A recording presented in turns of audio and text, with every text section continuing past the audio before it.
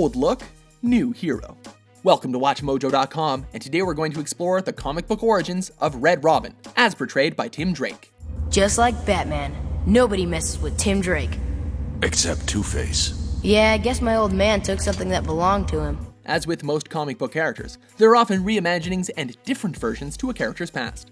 We have chosen to primarily follow the storyline which unfolded in 2009's Red Robin, issue number 1. With Batman supposedly dead and Dick Grayson serving as the new Caped Crusader, Tim Drake's tenure as Robin had finally ended. Since Grayson saw Drake as an equal, it was the young Damian Wayne who secured a spot as the new Boy Wonder instead of him. Now left to his own devices, Tim Drake felt wholly dissatisfied with the events surrounding Batman's demise, and was convinced that his mentor, friend, and father figure was still alive and well. Saying his goodbyes, he hopped onto his motorcycle and sped off on a seemingly fruitless mission to find Bruce Wayne. Taking on the name Red Robin, he soon took Paris by surprise and exploded onto the scene. Although others had used this name and costume for less heroic deeds in the past, Drake decided on the Red Robin mantle because it had already been tarnished. That way, he would be separate from the reputations of Batman and Robin back in Gotham, and would be free to act outside of their moral constraints. Using all of the skills he picked up from his days tutoring under the Dark Knight, including weapon proficiency, martial arts, and of course stealth, villains soon found a new face to fear in the night. Through many heroic deeds, Drake quickly proved that the mask doesn't make the man. The Red Robin was a hero again, one who had an honorable purpose. Taking a cue from Batman himself, Red Robin would come to the aid of anyone in need, but it never swayed him from his ultimate goal of finding Bruce Wayne.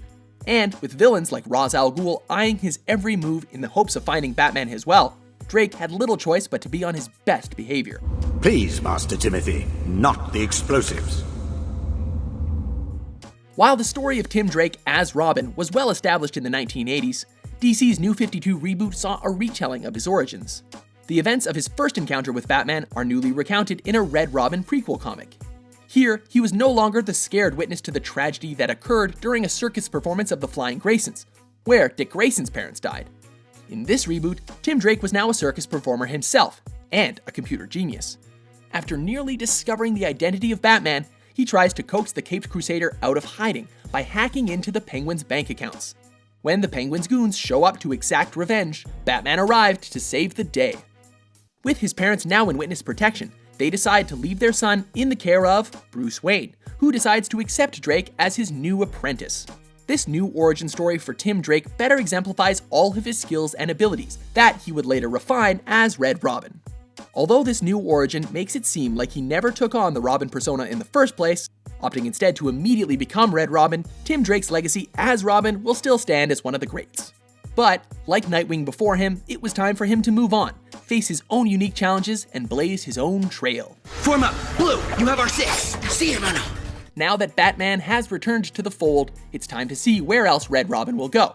He's already taken up the leadership of the Teen Titans, after Wonder Girl stepped down. He also made his video game mark with the DLC from Batman Arkham City, the handheld LEGO Batman 2 DC Superheroes, and in Young Justice Legacy. We hope to see more of this character in the future, but for now, there's always the Red Robin comics. Are you a fan of the relentless Red Robin? For more super top 10s, be sure to subscribe to WatchMojo.com. Oh no.